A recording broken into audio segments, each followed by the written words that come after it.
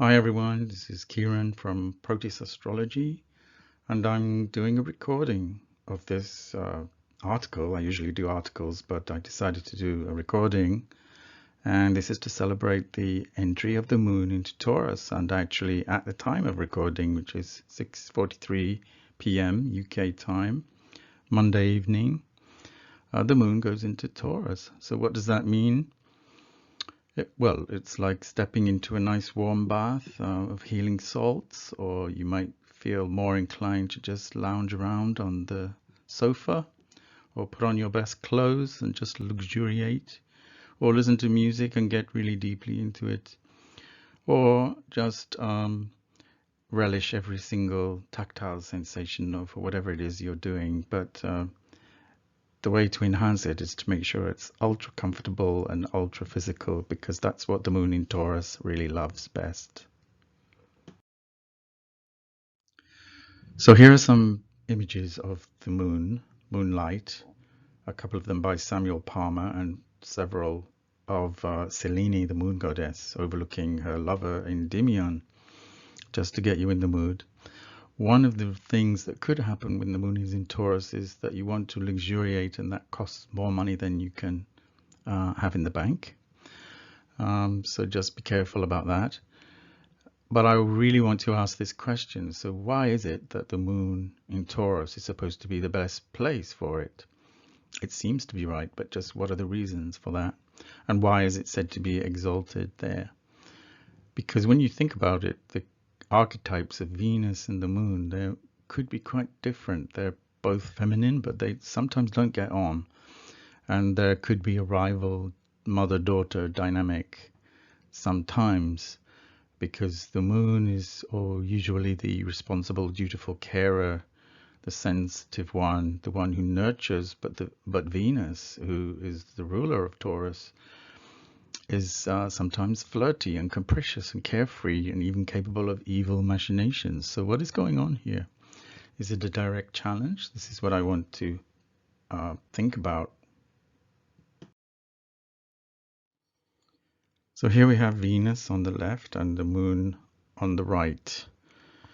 And when the moon is in Taurus, as we said, it's considered a great sign. That's a great placement. But what about the other way around? Is Venus in the sign of Cancer considered in the same way? Not really. I think there's no big fanfare about it. Venus could be made to be ultra sensitive in Cancer, but the moon always loves to sink into Taurus.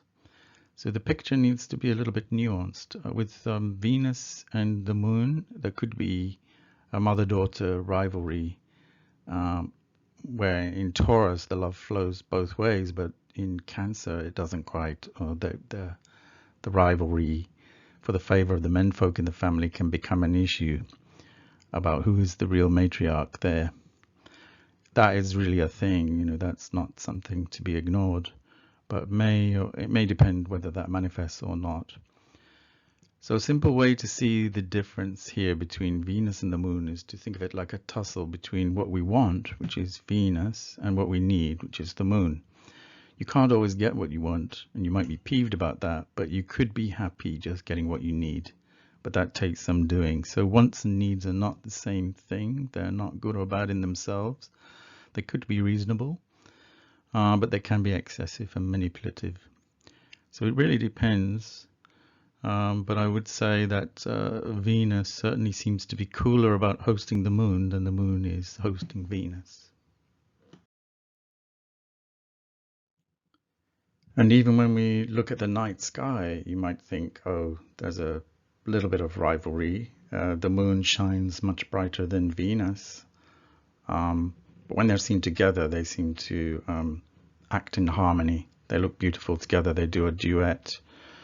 And Venus, remember, can be seen in its morning star and evening star phase and shines very, very brightly in the night sky.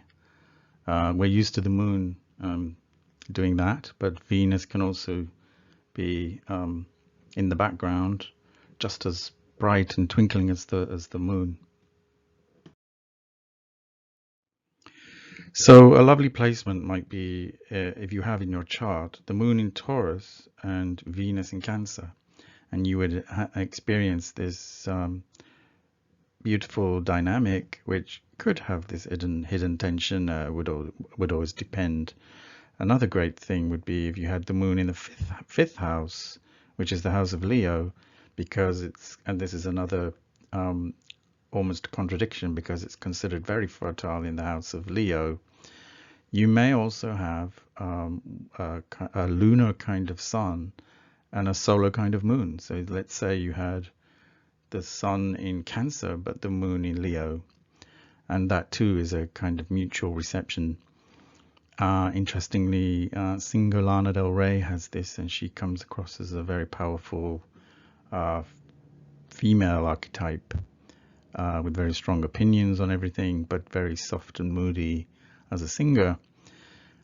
She also has Venus in Taurus, which is interesting. So she definitely has this allure and dynamic in there as well. So it's worth just going back into some background a little bit as to why the Taurus and the moon are linked. And here we can see in this beautiful image by Ravanari at Deviant Art, the image of the cow. In the tradition, of the Egyptian tradition, the goddess Hathor was the cow goddess. Originally, she symbolized the Milky Way, which originated from the udder of the universe. So the cow is a sacred animal in Hinduism, Jainism, and even Zoroastrianism. And we can see why, because they're gentle, placid, ever-giving, yet very strong, and even beautiful. But since Hathor was known as the protector of Ra, she's also associated with the sun. So there are multiple associations here. And Ra appears with the horns on the head. So the horns can contain the symbol of the sun as well. So there's a kind of lunar and solar thing going on here. And Hathor was also one of the precursors of the Greek Aphrodite and the Roman Venus. So you see the link is very clear about fertility and all the themes of Taurus, the stability, the placidity. One of the places where Hathor was worshipped a lot was at Dendera near Luxor, and also at Giza and Thebes. She had many, many different names. One was the Lady of the Sycamore, another was the Mistress of Maidens, another the Mother of Creation, the Golden One, and even the Lady of Turquoise. We could go deeply into this. There are many, many manifestations of the moon throughout different cultures. We get Cherry Dwen in the Celtic culture, and in Greek culture, there's a tripartite version of the moon, which is Artemis, the younger, Selene, and Hecate, which goes basically from young to old. So the moon is never just one thing, and it's seen as multiple manifestations of various phases of its expression. And as we mentioned earlier, Selene, the main archetype of the moon, was the lover of Endymion. So the moon is in Taurus every month. It's regular as clockwork, but you may not have noticed unless you do feel the mood to luxuriate just a little bit more during that time. So as I said, it moves in today on the 12th, but a really nice addition is that Venus also joins the moon on the 14th. So just for a day, you have both the moon and Venus in Taurus, and then you have the sun moving there on the 19th, and then you have Mercury on the 19th as well. So we're moving into Taurus season, and what that means, just as most of you might know already, is a return to steadiness, simplicity, eating nice food, feeling grounded, making sure you have money in the bank, all those things. The moon also refers to people, in mundane astrology, so we may see some fluctuations in trends, or even instability there that will move as soon as it goes into Gemini. The moon is also fertile, so it's the planting season. So we see a lot of growth of plants. The trees are sprouting. It's a good time to get into the gardens and the parks to watch the flowers bloom. Nurturing plants is also a good thing to do. I'm so happy to see the first shoots of my ginger root sprouting. Hopefully it is growing, so that's nice to see. All because we're here in Taurus season, so it's time to enjoy all those things. So this is the bit that everyone loves, is to know what the moon is like in their zodiac sign, wherever the moon is placed. So you have to know where it is placed in your chart to know this. So we talked about the moon in Taurus, but what about all the other signs? So I'll go very quickly through them. The moon in, by the way, don't take anything personally. There's a good and bad side to the position of every planet in every sign, and that's just worth bearing in mind. The moon in Aries, if it's placed there, would be fiery, combative, but it has to fight the sun, which takes precedence there.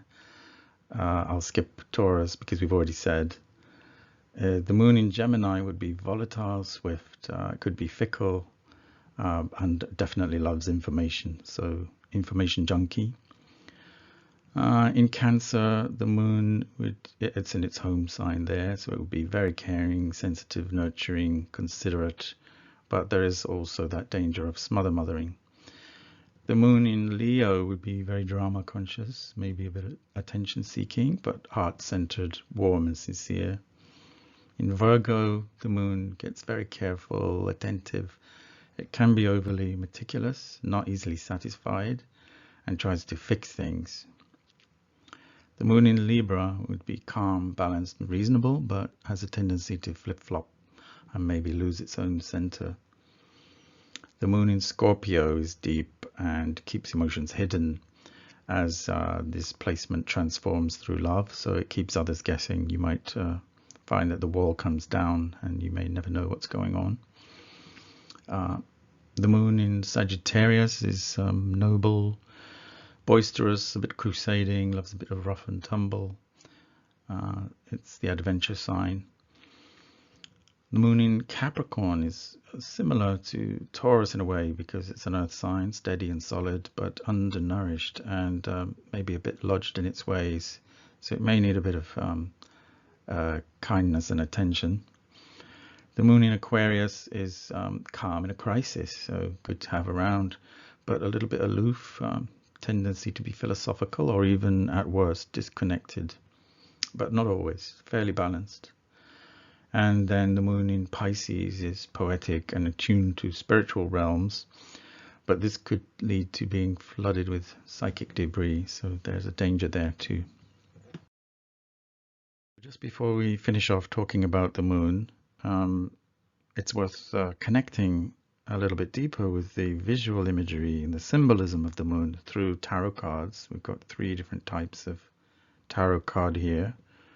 It's number 18 in the major arcana. I'm not going to go into and explain all the symbolism, but you see here the flux and reflux is there, scarab beetle is there, dogs and jackals are associated with the moon, and also in these cards you get a mysterious reference to 2 towers. So I think I'd like to just leave that with you to see what that means to you. It could mean lots of different things for different reasons, but there you have it. Those are the tarot cards of the moon. So one of the things I love to do is astrobiography, and what better time to do that when the moon is in Taurus, to look for a moon in Taurus character. So here we have, you may know him already, Peter Dinklage, who plays the character of Tyrion Lannister in the series The Game of Thrones, and I picked him as an example, although he has other features that are equally interesting, but we'll get to the moon in Taurus. So many people have speculated online about all the characters in this TV series, and what stands out may be his drinking, but also his wit. So I think there's Mercury is very strong here. He's very mercurial. So people might think he would be either a Gemini or a Virgo, and that's true. He's a Gemini with Mercury in Gemini. So that's quite strong. So that comes across very clearly. But the character of Tyrion is very complex and fully fleshed out. So for him, as a diminutive character, as a dwarf, I think he's only 5'4". This was the most non-stereotypical role for him to play. So a complete gift for any actor, but especially for him. And he is a core character in the whole series. Without him, it doesn't really make any sense. So I think there's a definite unison of the actor and the role here, which is why you might think I'm talking about Tyrion as if he was Peter Dinklage, but they're kind of fused together. Even the first showing of Game of Thrones, which was the 17th of April 2011, his natal Kieron was conjunct Mars in that chart. So the wounded side of him relating to his condition was about to get a powerful booster and become visible. Kieron at 4 degrees was also conjunct his Neptune at 0 degrees of Pisces, and this squares with his strong natal Mercury in Gemini. And I think what's interesting about Peter Dinklage is that somehow he was able to articulate a subtext through this character Tyrion, which is much more than just the character. It's a message to everyone who is routinely disregarded, who feels like they are the reject, who could never fit into society. So here we have a Chiron archetype. He gave this Chiron archetype a voice, I think. Not explicitly, but if you know what to look for, you can see it. His ascendant is at 29 degrees of Pisces, so that's the ultimate end of days. And Pisces is associated also with the victim. I think he struggled with being so small, but he's taken advantage of it, I think. But this other aspect, we come back now to the moon in Taurus, and this fuses with the character of Tyrion as well, is this love of food, sex, wine and women, and love of luxury. He can outdrink anyone else in the Game of Thrones, and that goblet of wine has to be knocked from his hand. So this is very moon in Taurus, because they can be very stubborn about their habits, drinking, eating, and or otherwise. So it's no surprise to find that he has a stellium in Taurus of the moon, Venus, and Saturn. And added to that, if you are interested in the asteroids, he has asteroid Eros, which is about sex, Hygeia, which is about cleanliness, and Sedna, which is about the regrowth of limbs, all in Earth essential Taurus. Also, he has a very powerful and mellifluous voice, so that's marked by Venus in Taurus there too. As you can see there, it's conjunct Saturn.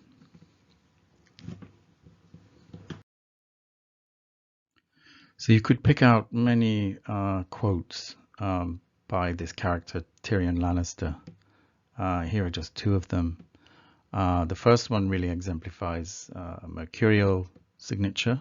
Mercury is the ruler of thieves, tricksters, and salesmen. And Tyrion is famous for waxing lyrical and philosophical. He's slippery and persuasive at the same time, the consummate politician. And he said, a mind needs books like a sword needs a whetstone. And as we said, he's got a natal sun in Gemini, which is also in the 3rd house of communications. So Peter Dinklage is pretty strong with that. And that comes through in the character of Tyrion as well. But there's also this really Chironic signature as well, where at one point he's trying to help Bryn Stark, who is a cripple, and he says to Robb Stark, I have a tender spot in my heart for cripples and bastards and broken things, which is straight out of the mouth of Kieron, the wounded healer. He has Kieron at 7 degrees of Aries, so he's having his Kieron return more or less around now. It's been coming and going around that degree.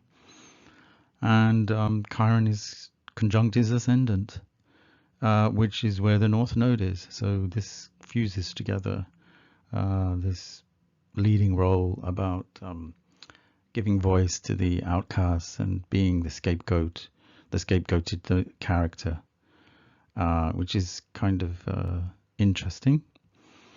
But, you know, whether we say he's totally representative of Moon in Taurus as well. Yes, well, he loves revelry and pleasure, and he's always at the table at parties and or in the bedroom with courtesans and whores.